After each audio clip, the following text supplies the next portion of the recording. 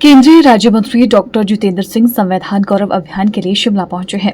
Hotel Peter half में उन्होंने कार्यकर्ताओं को संबोधित किया। इस दौरान पत्रकार वार्ता में डॉक्टर जितेंद्र सिंह ने कहा कि बीजेपी संविधान गौरव अभियान जागरूकता के लिए चला रही है। इस दौरान उन्होंने कांग्रेस नेताओं पर निशाना साधा। केंद्रीय राज्य मंत्री डॉक्टर जितेंद्र सिंह ने कहा कि बीजेपी ने संविधान निर्माता डॉक्टर भीमराव अम्बेडकर को सम्मान दिया, कांग्रेस ने तो उन्हें भारत रत्न तक नहीं दिया। पहले प्रधानमंत्री जवाहरलाल नेहरू ने प्रधानमंत्री रहते हुए खुद को ही भारत रत्न दिया। इंदिरा गांधी ने भी खुद को ही भारत रत्न दिया। इसके बाद राजीव गांधी को भी मरणोपरांत भारत रत्न दिया गया।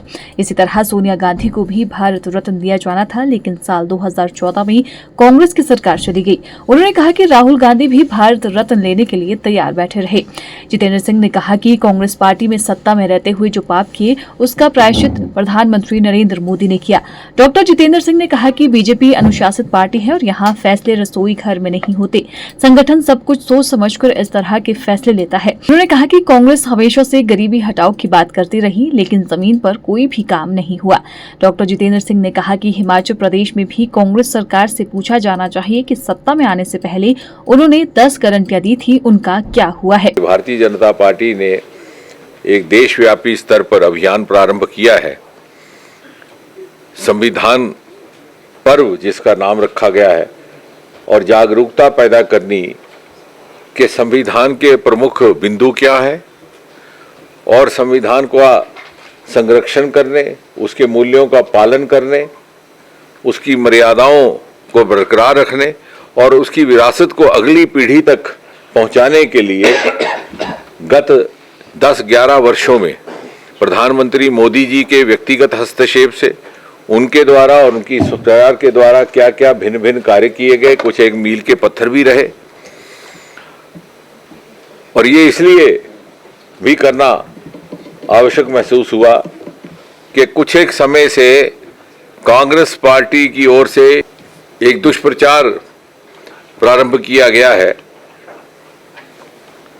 जिसमें ये भ्रम फैलाने का प्रयास हो रहा है कि कांग्रेस ने तो संविधान का बड़ा संरक्षण किया हुआ था, ये भारतीय जनता पार्टी है जो संविधान विरोधी है। लेकिन आज का जमाना है तर्क, तथ्य और तुलना।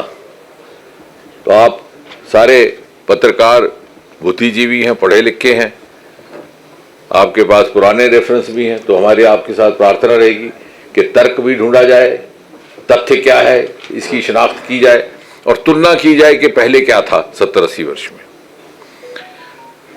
लगभग 88 बार कांग्रेस की सरकारों ने 356 अनुच्छेद का उपयोग या दुरुपयोग किया है केवल सरकारें भंग करने के लिए। और जब भी संविधान का संशोधन कांग्रेस की सरकार के द्वारा हुआ तो उसके पीछे की मंशा थी, कहीं ना कहीं सत्ताधारी पार्टी अर्थात कांग्रेस पार्टी का हित खतरे में था, उसको बचाने के लिए या अपने परिवारवाद को आगे बढ़ाने के लिए। दिल्ली जहां उनका स्वर्गवास हुआ, मुंबई जहां उनका संस्कार हुआ, और इस प्रकार से 5 स्थानों पर उनके स्मारक बनाने का काम हुआ। दिल्ली में डॉक्टर अंबेडकर इंटरनेशनल सेंटर स्थापित किया गया। आपने वो भारत रत्न किसको दिया? नेहरू जी को दिया। अभी वो प्रधानमंत्री थे, खुद ही अपने आप को भारत रत्न देते। फिर किसको दिया? इंदिरा जी को दिया। वो प्रधानमंत्री थी, खुद ही अपने आप को भारत रत्न दे दी। फिर किसको दिया? राजीव गांधी को दिया।